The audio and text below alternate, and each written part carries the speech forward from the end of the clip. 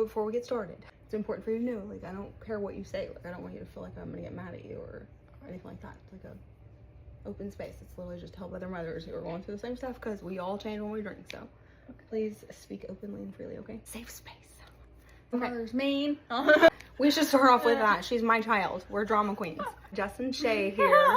It has been a minute. In today's video, I'm gonna be very open and vulnerable. I'm gonna be talking about a lot of stuff that is very embarrassing. It doesn't paint me in a good light, and it kind of stinks. And for the people who know me that are gonna be hearing about things that I have done or did, everyone can change. Everybody changes. That is the whole purpose of life, is to continuously grow and to do better, to learn from your mistakes. And I am there now. That's why I'm sharing my journey. So with all that said, please be nice, okay? I'm human and I have feelings. I'm a very sensitive girl. Literally want to help out any mother who is struggling and who has children, because our children are the most important thing to us in our lives. And it's very important to be present for them. And for those of you who can drink like 1 or 2 drinks and you're good to go and you can stop. And I am not against alcohol. I would just like to throw that out there. I don't think it's healthy for you, not knowing what I know about it. But I'm not like some crazy alcohol Nazi. I'm not 100% against it. I just, for people like me, who once you start drinking, you are drinking until you pass out and you're waking up on the back porch and waking up to finding out that you did all this stuff that you have no recollection of. Those are the people that we're talking to right now. So if that's not you, you don't have to say anything. Please just move along. We're gonna talk about alcoholism. So I started drinking daily about 8.5 years ago, whenever I found out about my ex-husband's affairs, and then we were trying to work on everything. And don't feel like you have to hate on him. He's a good man and he's a good father, provider.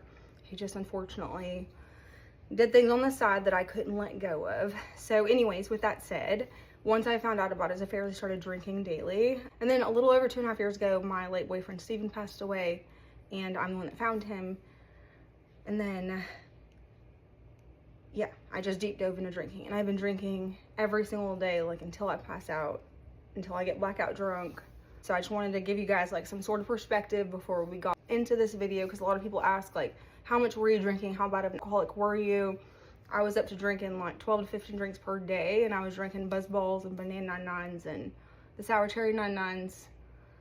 A lot. Now that you have that little piece of information that I think is important for this video, this whole video is going to be about the mom and the person that I was when I was an alcoholic and how my kids perceived me, because I think it's important for parents to know and to see and understand that, because we're different people once we have so many drinks. Everyone's number is different. Mine is about 3 or 4 drinks, and then I turn into somebody else.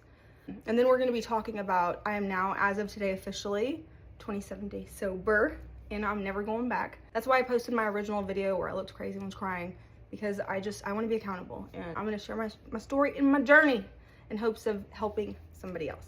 What kind of mother was I when I was drinking on a daily basis? What was a daily? Your daily routine was you would get up, and at first it would be okay, you know, be like slightly snappy, but it wasn't to the point where I would be scared. But then later on, you were like, I need a minute, like I need coffee, I need to like go out on the back porch or something. I wanted to hang out with you and you weren't really there.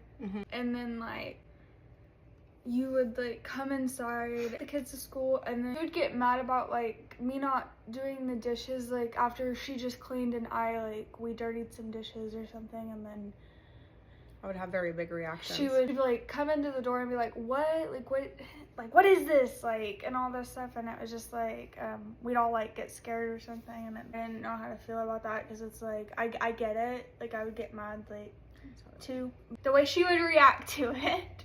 Yeah, it was a big reaction for something so little. And it was scary. Like I didn't, yeah, it wasn't appropriate for like it. what was going on in the moment. Like I was treating her as if she like stole my car and wrecked into someone's house, you know. And I would just, and also when I drink I beat the horse to death, don't I? Yes. I think to put this a little bit in perspective, I'm a strict mama. Like I don't play. I mean what I say what I mean. If I ask you to do something, you don't do it, I don't expect to ask you again. If I do ask you again, you better say yes ma'am with a smile on your face and do it with all the love in the world. And if you don't, we're gonna have a talk about it. Like say you do something that you know is gonna upset me or whatever, or you get in trouble, or you said something ugly to mama because you're mad at me, we're gonna have a little talk about it, about, you know, what did you do, like How did that make you feel? Why was your reaction that big? Do you think it was appropriate? Like, how do you think that made other people around you feel? We go through all of it. I was raised with a mama, my stepmom, but she's just my mama. I was mainly raised with her, and she taught me that in life, and that's like one of the most beautiful gifts I think she gave me, was teaching me that, like, you can sit down and ask questions and walk people through things and like have a healthy relationship, and at the end of the day we can agree to disagree. But drunk Jessica, what's up, mouse? She is like, we're gonna sit on the porch and we're gonna talk, but you're just gonna listen to me, and there's not gonna be much of you talking, right? Yes.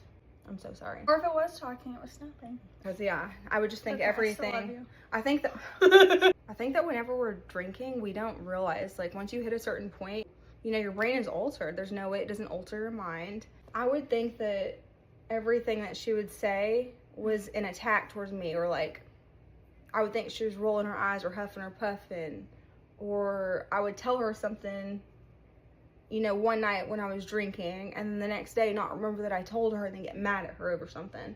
I was causing a lot of chaos in the house and being very forgetful and getting blackout drunk and You're like, I don't want to fight, but I want to fight. Yeah. I was like, I don't want to fight, but we's about to fight. 27 days sober. I think I already said that, but just in case I didn't. What kind of mom is mom when she's sober compared to when she's drunk? You're caring, you're kind, compassionate, more like open. Like, you talk more, like you sit down and you're like, you joke more, you're more fun to be around, like you hang out, like you're not just like to yourself, and like we can make like the stupidest jokes over something and you don't get mad, you're funny about it, you enjoy the fucking good time. Like, you're so like in tune with us, like you're never like mean, just like you're there, like you're present, you're fun, you're happy, you're like, you're my mom. You like don't look like you're trash. You're like dress up. You're like, you make sense. Yeah, you're like you don't Probably slur don't. your words. You're fun, like you're not.